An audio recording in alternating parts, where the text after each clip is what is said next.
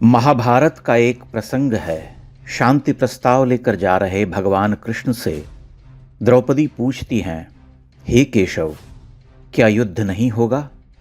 मेरे साथ हुए अन्याय का प्रतिशोध क्या नहीं लिया जाएगा? कृष्ण हंसकर कहते हैं कि मुझे दुर्योधन पर अटूट विश्वास है। पांचाली, युद्ध तो अवश्य होगा। इस कथा से आप वर्तमान भारत पाकिस्तान तनाव में भविष्य के सूत्र खोज सकते हैं। कहने का अर्थ यह कि आपको पाकिस्तान पर अटूट विश्वास होना चाहिए, उसकी पाशविक वृत्ति पर, उसके घृणित अस्तित्व पर, उसकी पूरी आइडियोलॉजी पर, उसकी गजवाए हिंद की धधकती आग पर और एक देश के रूप में उसकी विफलता पर। वह अपना चरित्र कैसे बदल सकता है? वह लौटकर अपने रास्ते पर चलेगा। आज नहीं तो कल उसे चलना ही होगा। युद्ध होगा और अंततः वह मारा जाएगा। ऑपरेशन सिंदूर के बाद सीज फायर की घोषणा के साथ ही जो हाहाकारी क्रोध भारतीय समाज में फैला वह विचारणीय है। कुछ देर पहले तक नरेंद्र मोदी को भारत का शेर, महावीर, अद्वितीय प्रधानमंत्री कहने वाले ही तत्क्षण पलट गए और उन्हें कायर, धोखेबाज, मक्कार, बनिया और न जाने क्या क्या कहने लगे। एक कटु सत्य यह भी है कि पाकिस्तान को मटियामेट करने की आशा हमें केवल नरेंद्र मोदी से है, इसलिए कि मोदी राज में ही भारत ने पाकिस्तान में घुसकर उसे मारना सीखा है। फिर महत्वाकांक्षा बढ़ती जाती है और हहुआई हुई भीड़ को जब लगता है कि सिनेमाई तरीके से चापाकल उखाड़ कर पाकिस्तान को अपने कब्जे में नहीं किया गया तो मोदी को गाली दो। गाली देना भी मोदी को ही संभव है। कांग्रेस के विद्वान प्रधानमंत्रियों की घृणित कायरता पर हमारे होठ सिले रहते थे। समझ सकते हैं कि वे खानदानी अंग्रेजीदां लोग ठहरे और मोदी गरीब घर के संघर्ष से उठकर खड़े होने वाले नेता। मोदी को गाली देना सबसे सरल है। अब जरा पीछे लौटिए। भारत ने ऑपरेशन सिंदूर लॉन्च किया। पहलगाम हमले का प्रतिकार और प्रतिशोध लेने के लिए पाकिस्तान के 9 आतंकी ठिकानों को निशाना बनाया गया। पाकिस्तान के 100 से अधिक आतंकी हुरों के पास भेजे गए। उसे कठोर संदेश दिया गया कि आतंकी हमले सहन नहीं किए जाएंगे। उस प्रतिशोध के साथ ही ऑपरेशन को समाप्त होना था, लेकिन वह पाकिस्तान की कार्रवाइयों से आगे बढ़ा। उसके बाद भारत का अभूतपूर्व शौर्य पूरे विश्व ने देखा।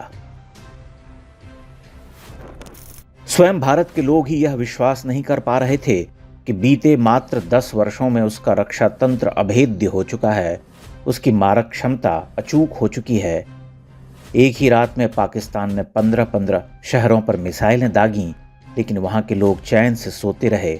भारत की एयर डिफेंस प्रणाली अपना काम करती रही।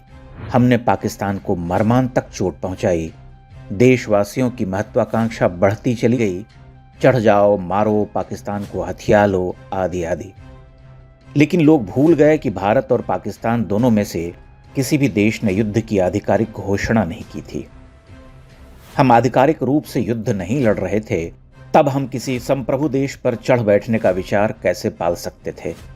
क्या हमने यह सोचा था कि पाकिस्तान पर चढ़ बैठने के बाद वैश्विक परिस्थितियां कैसी हो जाएंगी, विश्व के अग्रगामी देश उसे कैसे स्वीकार करेंगे और तब भारत के सामने कठिन चुनौतियां नहीं आएंगी? और सबसे अनिवार्य तो यह कि पूर्णकालिक युद्ध कितने हानि लाभ लेकर आएगा। उदाहरण आपके सामने हैं। 3 साल से अधिक समय हो चुका है। रूस एक महाशक्ति होकर भी आज तक यूक्रेन से जीत नहीं सका है।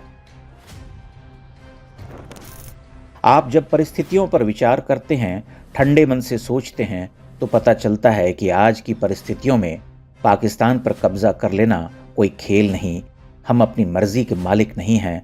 घात प्रतिघात, स्वार्थ से भरी वैश्विक शक्तियां क्या भारत के दुस्साहस को स्वीकार लेती? उसके दुष्परिणाम नहीं होते?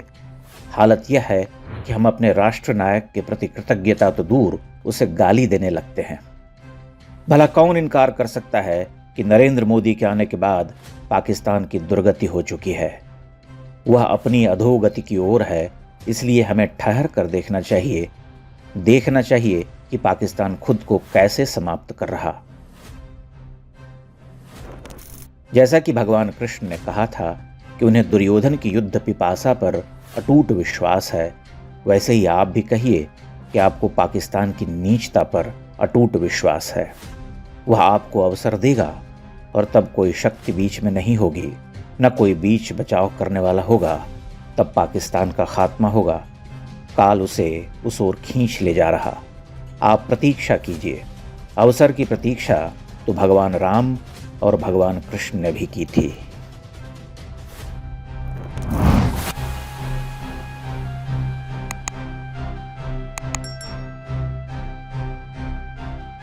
इंडेक्स ऑनलाइन के वीडियो समाज को समर्पित हैं। आप इनको डाउनलोड करके जैसे चाहे वैसे प्रयोग कर सकते हैं। चाहे तो आप हमारे टेलीग्राम चैनल से जुड़ सकते हैं। वहां सारे नए पुराने वीडियो आपको मिल जाएंगे। हमारे सोशल मीडिया लिंक हर वीडियो के डिस्क्रिप्शन में होते हैं। हमारा एकमात्र उद्देश्य हिंदू समाज को जागृत और एकजुट करना है। इसमें सहभागी बने। धन्यवाद।